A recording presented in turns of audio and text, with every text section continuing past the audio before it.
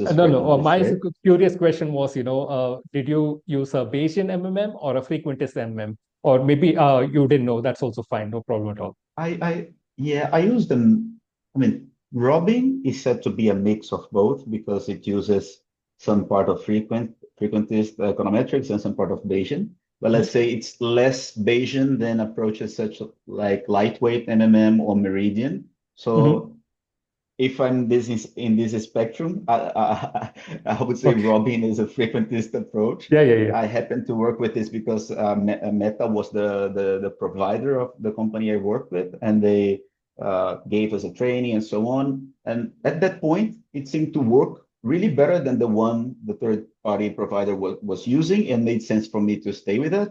But that said, I don't have an opinion that is based on my use of each one, but I Understood. have an opinion about the concept of each one. Like for me, it could be because I'm ignorant about the topic and I need to study and it's on my study list.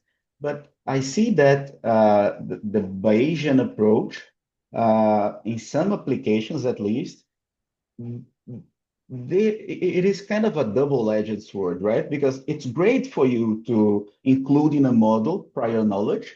If you know how things work in reality, like you have a Mm-hmm. God view of society and how it works, it's amazing to be there and say, hey, it works like this. So you don't need to check a lot of data. I'm going to tell you the structure and how it works.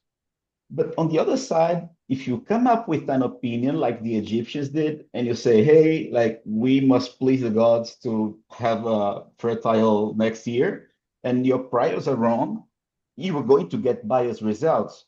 But again, I'm saying it uh, out of like my opinion. I would need to dig deeper and compare both in order to be able to go on LinkedIn and say, hey, I don't believe in this one, I believe in this other one.